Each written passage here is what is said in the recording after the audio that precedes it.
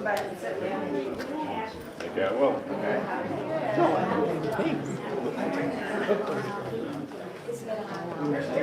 It's too loud. Hey, good morning. The music of the night, that was gorgeous. I love that song.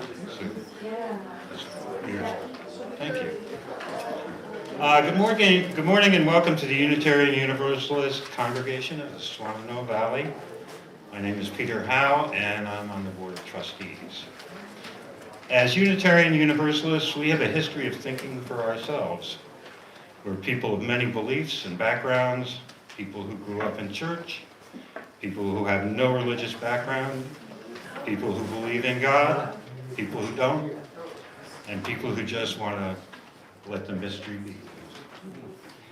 Here you can bring your whole self, your full identity, your questioning mind, your expansive heart. We're glad you brought yourself here today. Welcome. Speaking of which, it is our tradition to welcome first and second time visitors, or those of you who haven't been here for a while, to stand if you're comfortable doing so, introduce yourself, and tell us where you're from. And we can start over here. You have any visitors over here? Yes, sir. Hi, I'm Matt Ferris, and until recently I was a ministerial intern at UU Asheville. And so I finished up my year there, and so Michael has been very, very kind to invite me to participate here a little bit, and so hopefully I can get involved. Yeah. Welcome, Matt. Wait, did I just say welcome, Matt? Yes.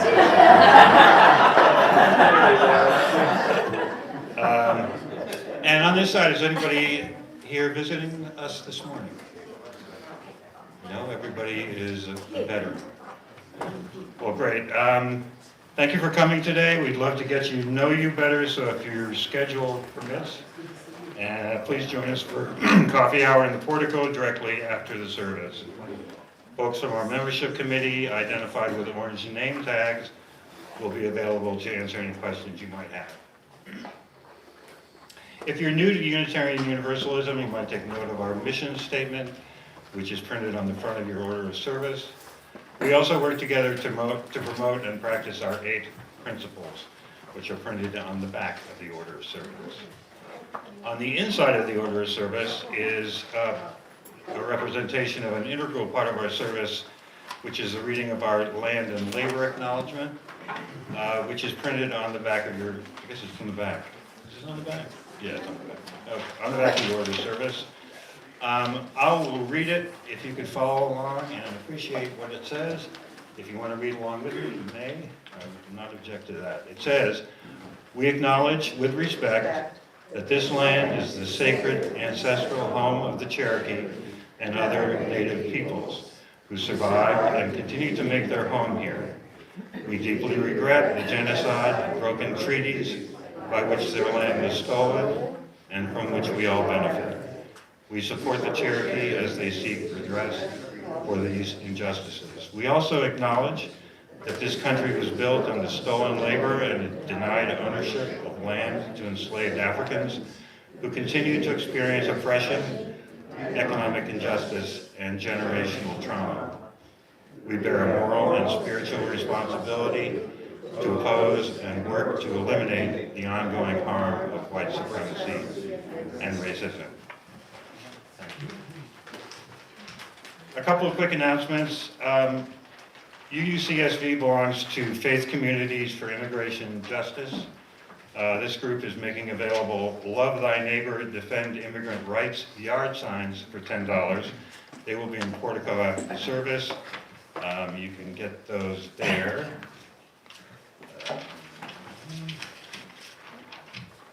A hotline number for reporting any suspicious activities is available in the portico as well. And I wanted to let you know that there's a rally today at Pack Place at 2 o'clock for immigrants' rights. ICE arrived in Charlotte this morning or yesterday. They're active in the state now. They are rumored to be coming to Asheville. So we need to be ready and know what to do when they get here. The sock drive is continuing in the portico. Those socks, our goal is to get 100 pairs of socks in the next couple of weeks. And they will be delivered to AHOPE in Asheville, which is a homeless service organization. Also, lastly, from the 24th to the 26th, the portico will be closed. So anybody coming to the building during the week, it is in the middle of the week, will need to come in the RE room from the back side, and the keys in the box, in the lockbox outside the new lockbox, which stays closed. The keys are in there, and it's the blue key which you can get into the RE room with. And I think that's all I've got, Michael. You're up. Oh, I gotta start the service. I'll start the service.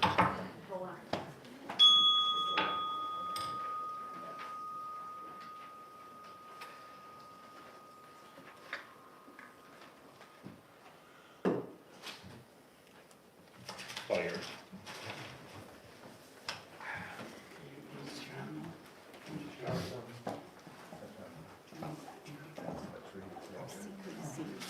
Good morning, all. Good morning. I hope you're doing well this morning. I had a blood clot last Sunday, so some of you saw that I was a little uncomfortable.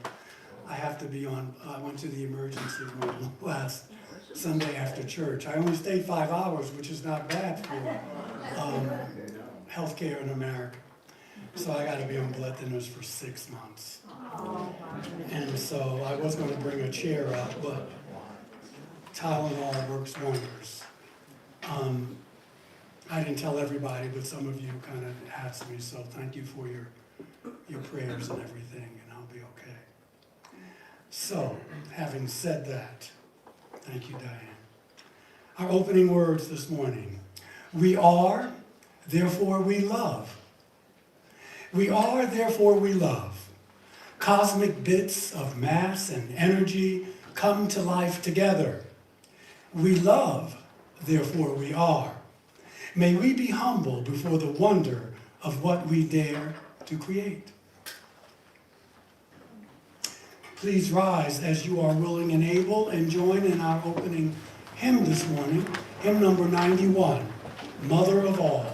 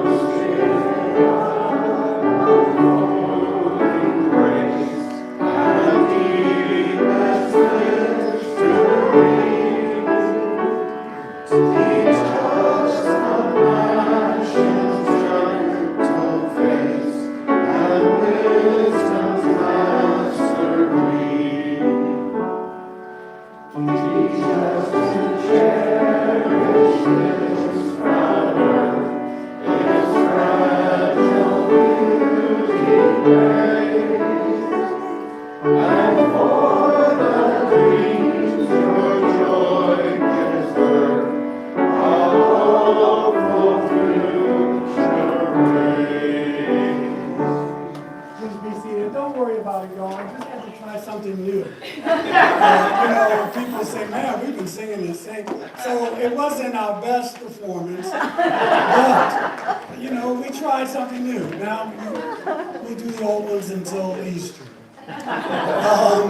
Our reading this morning is number 445. The Womb of Stars. Though some people have asked me what happened to the sign, it was just a mistake, but another astute congregant said, well, you know, Michael, they think we worship the devil here anyway.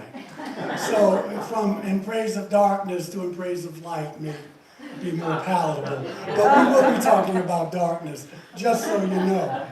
Anyway, having said that, let us read this responsibly and responsively. The womb of stars embraces us. Remnants of their fiery furnaces pulse through our veins. We are the stars, the dust of the explosions cast across space. We are of the earth. We breathe and live in the breath of ancient plants and beasts. As cells nourish the soil, we build our communities on their harvest of gifts. Our fingers trace the curves carved in clay and stone by forebears unknown to us. We are part of the great circle of humanity, gathered around the fire, the hearth, the altar. We gather anew this day to celebrate our common heritage. May we recall in gratitude all that has given us birth.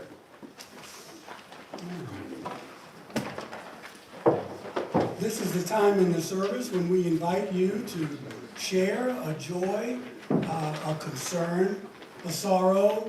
What do I want to say? Everything's here, the water, the stones, all of the fire, the elements are here. Please keep Harry, Petriquin, and Catherine and the family in prayer. Harry was rushed to mission at 2 o'clock with what appears to be a stroke. He couldn't talk. As of 9 o'clock, he was still not talking, but he was responding to his name. Catherine does not want anyone calling her or anything until she gets the lay of the land, so keep her in your thoughts and prayers. She's still at the hospital. And of course, the care committee will work their magic if needed. So having said that, the floor is now yours. Michael, may I announce something? If you saw in the Current, we have devised a plan to make sure that everyone is safe with the candles. This is going to be attached here so that you can light the candle, the votive unlit candle, from the lighted candle which stays upright. And this is particularly important for people who have dangly sleeves.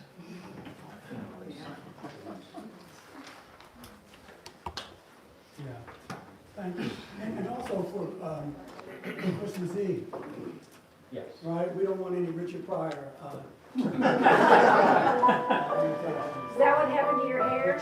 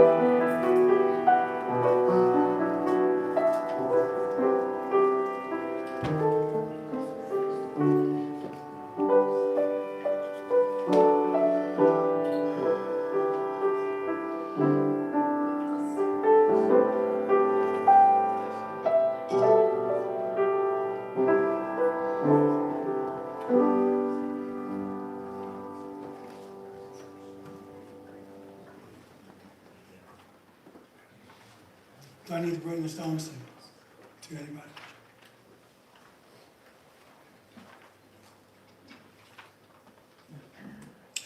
This stone is for you. For whatever reason you didn't want to come up, just know we keep you in our thoughts and prayers and hearts and minds. Voila. Okay.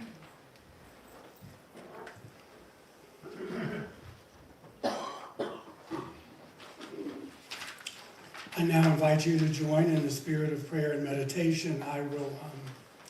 We'll have our usual time of quiet afterwards, and so please center yourselves as you see fit. I thought you'd like this one. It's called Given Our Best Endeavor. The final result is not up to us, and I think sometimes, I know I do, need to be reminded of that. And this is by Brother Richard Gilbert.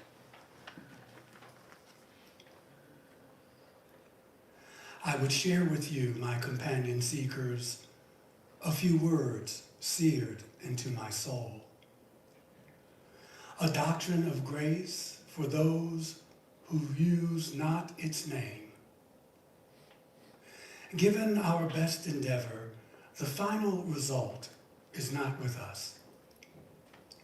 Accustomed as we are to being masters of our fate, being creatures of will and determination, habituated to controlling a world, It is not easy to admit finitude. Programmed as we are to think we control our destiny, to accept our capacity for being in charge, how hard to realize and admit our limits. What a blow to pride created over the years to fall on our knees, to wring hands in futility, to shed tears in utter helplessness. Given our best endeavor, the final result is not with us. It is no formula to surrender to fate, no license to capitulate before hard realities, no excuse for retreat from harsh events. Best endeavor is no cover for moral cowards. It is only to remind you that we are not gods. Only to underline our finitude, only to acknowledge our humanity, only to say we are merely actors in the cast and not directors of the play. This show must go on despite forgotten lines and missed cues to its uncertain conclusion. Yet given our best endeavor, the final result, it's not with us. And now that I have your attention and our minds are one for this brief moment, I leave you with the eloquence of silence.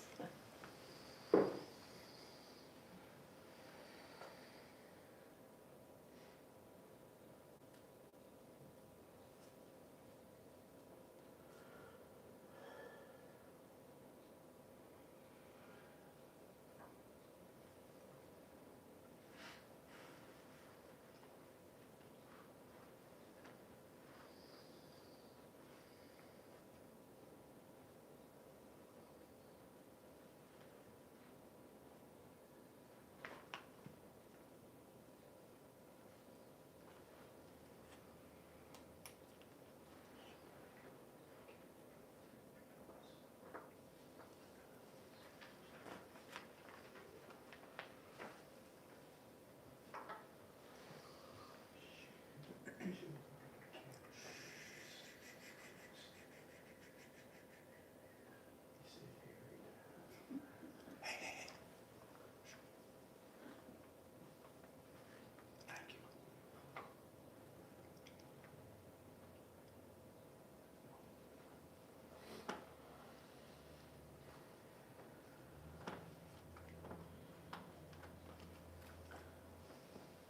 And so it is.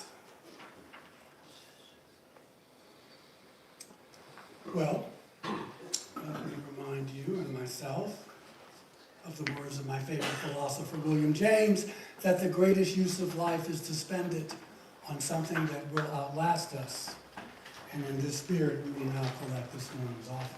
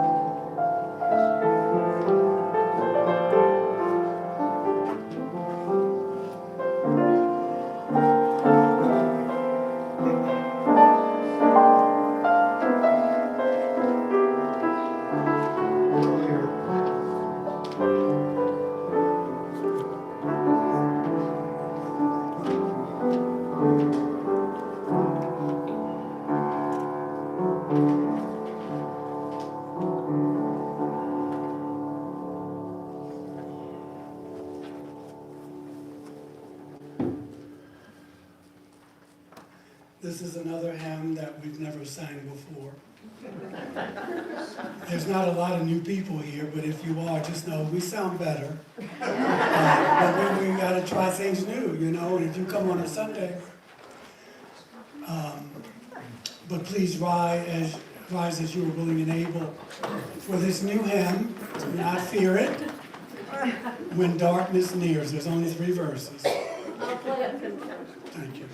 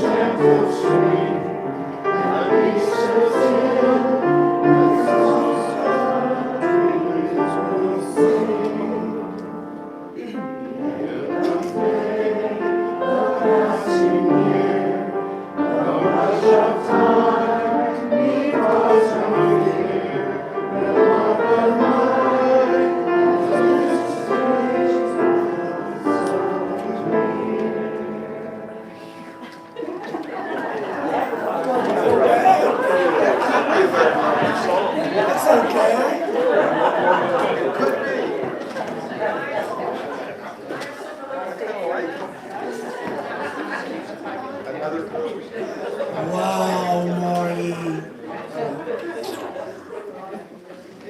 Marty says she needs pain medicine. So we're going to talk about the darkness. And, you know, there are pros and cons to this issue with daylight savings time. I'm not a big fan, but that's beyond the scope of what we want to do this morning. So I'll just remind you that on November 2nd, daylight savings time officially ended for the year 2025. And not only along with, you know, the holidays are coming up, for some people this is a really, really rough time of year, a depressing time of year. For many people, you know, we get up in the morning and it's dark. And by the time some of us get home from work or whatever we're doing, it is still dark. So losing an hour of evening light can affect our mood, and for some even be the cause of depression. I had a friend, my first wife, had the SAD syndrome, seasonal affective disorder, and it's no joke.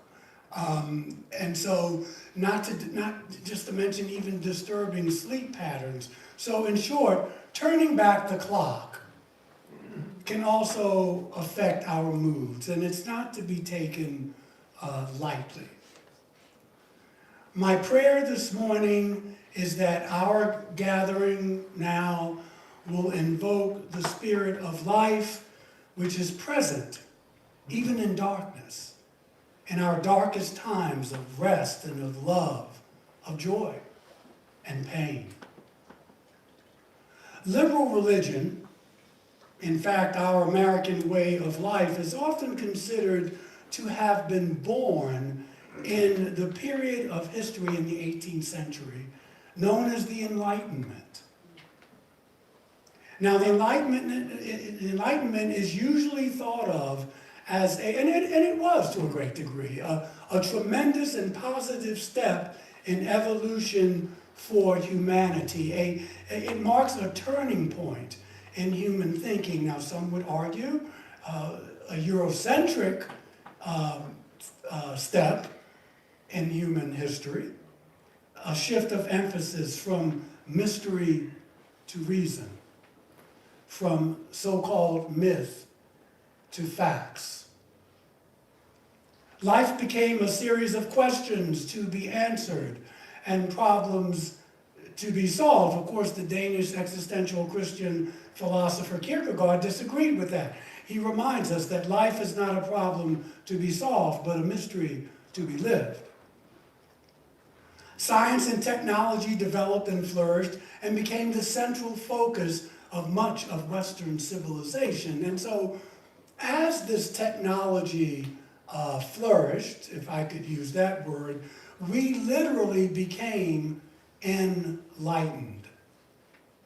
The invention of the light bulb, the harnessing of electrical power had a powerful and profound effect on the way we live and still live our lives.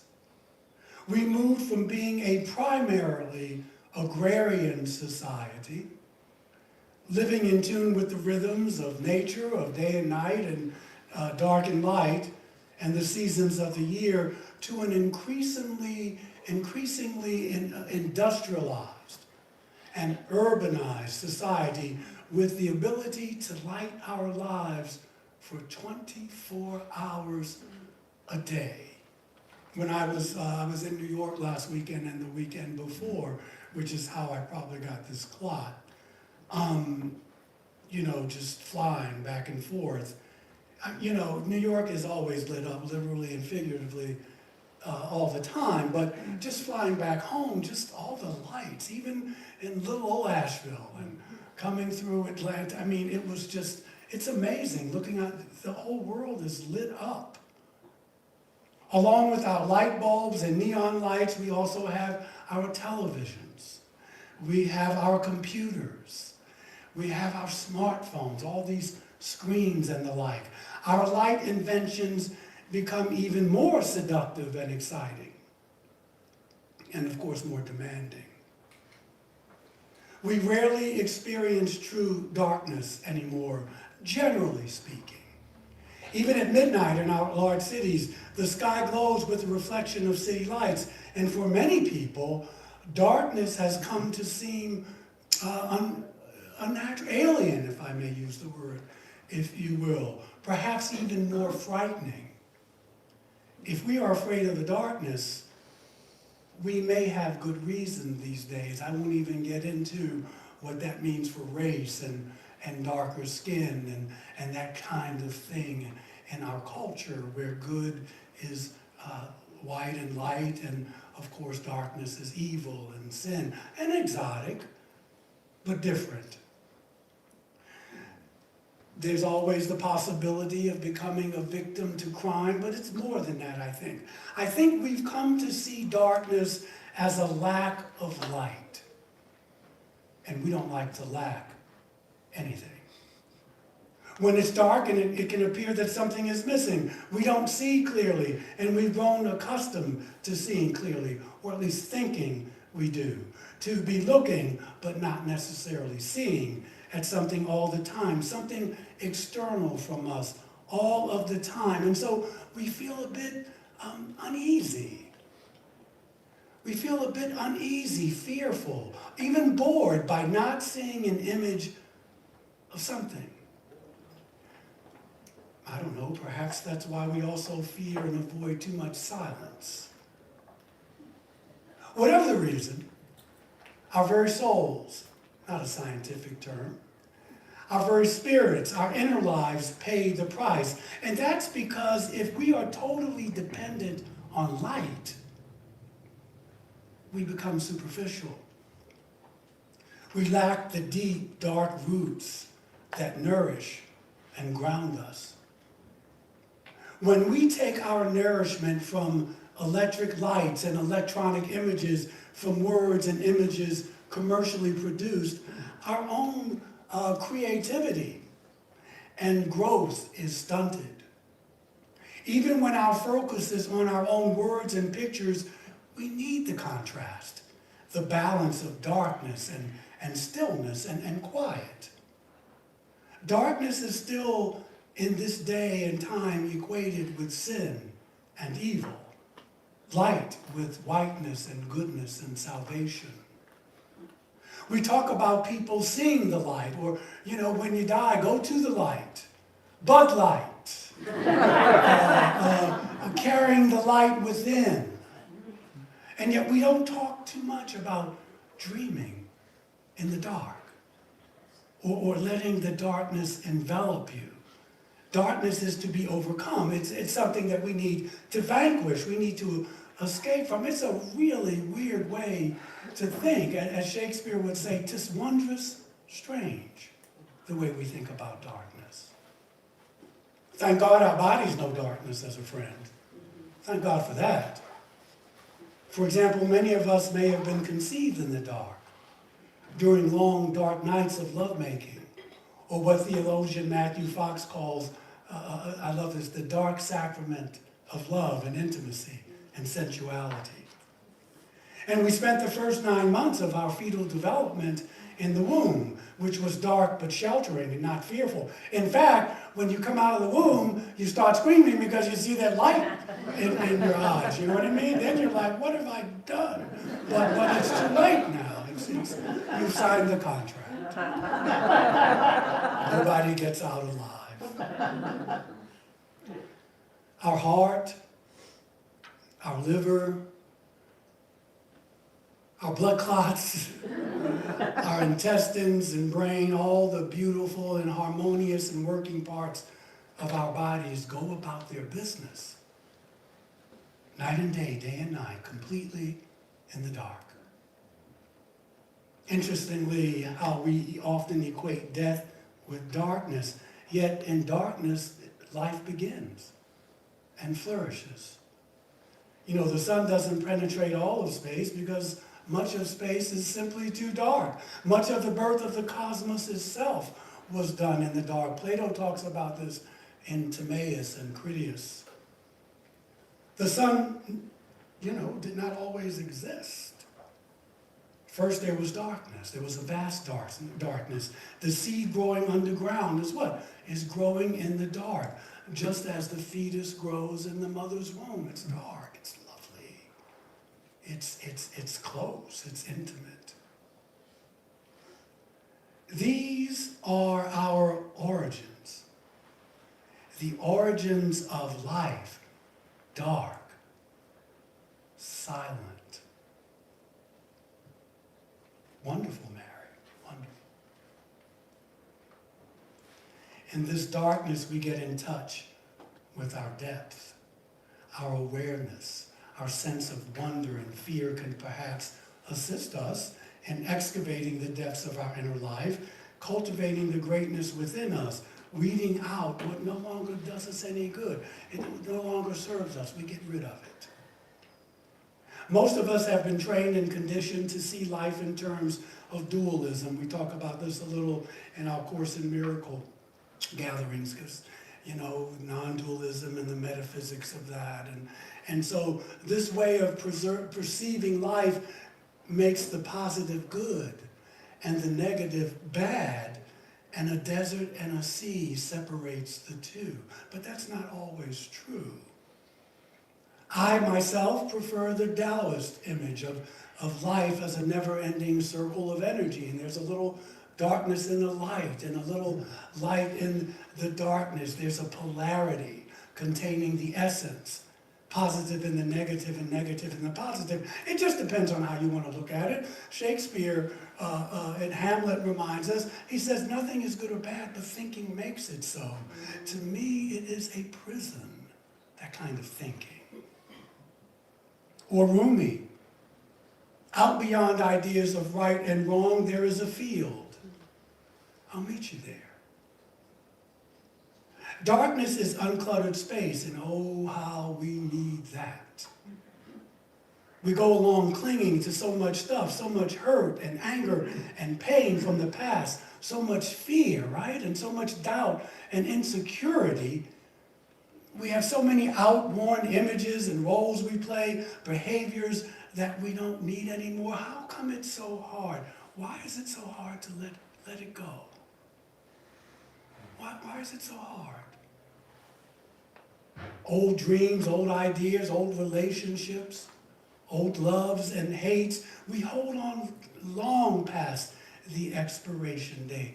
Why is it so hard to walk our prayer?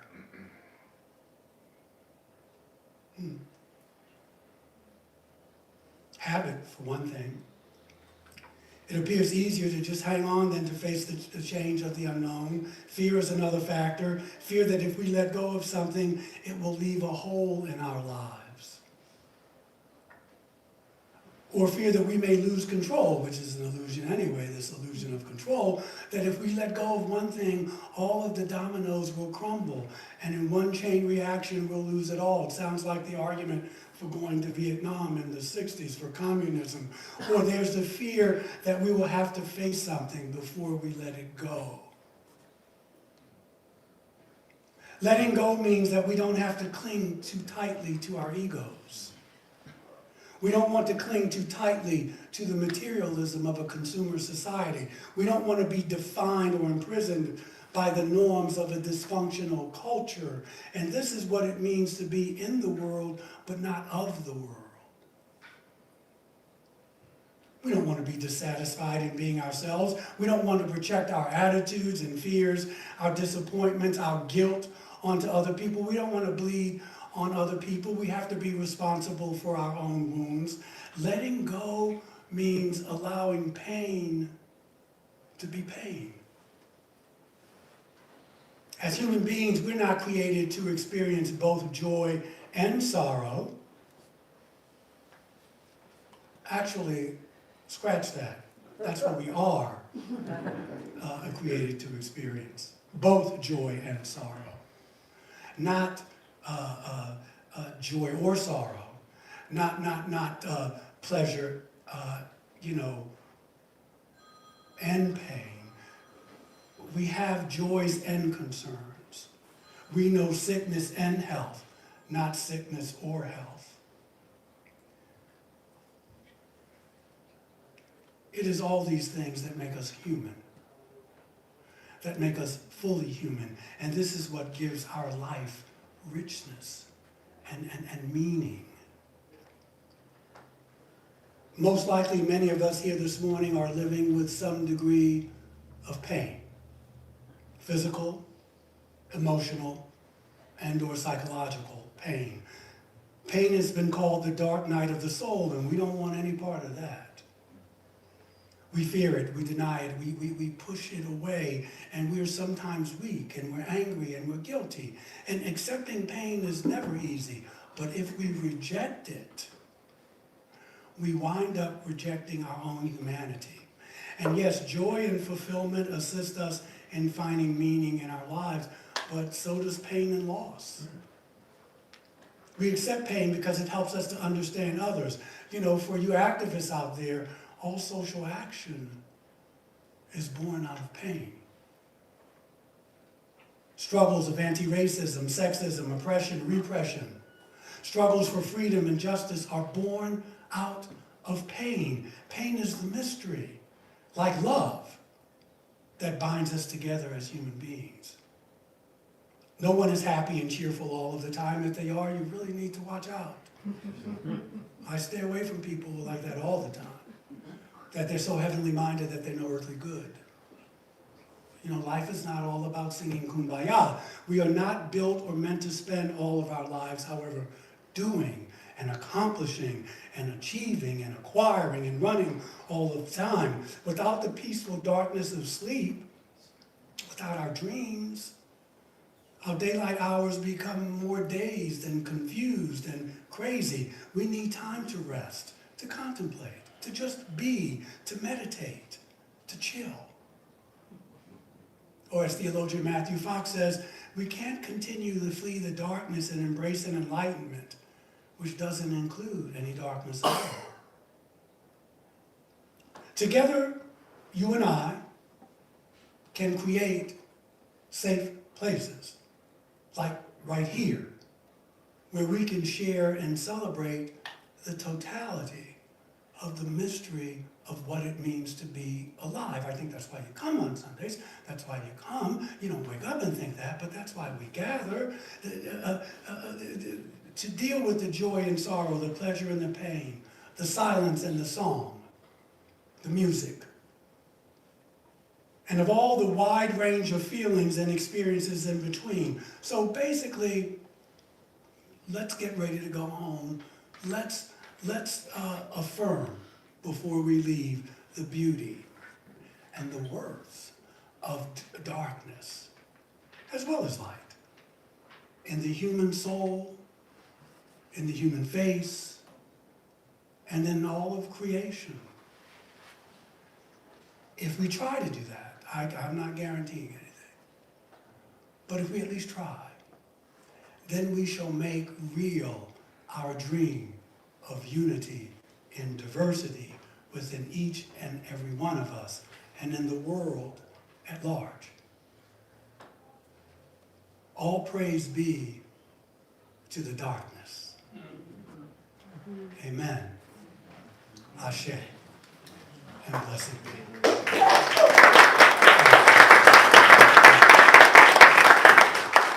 And we're getting out on time. Okay, gang. It's good to see you this morning. We're getting close to Thanksgiving and Christmas. Love it. Our closing hymn, number 212.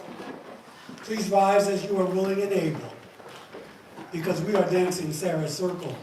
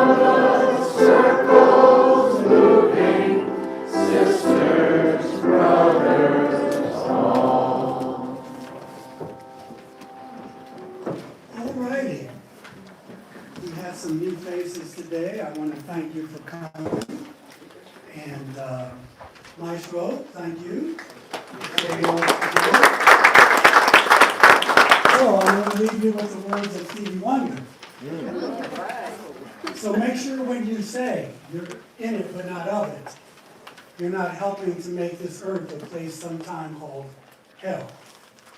Change your words into truth and then turn that truth into love.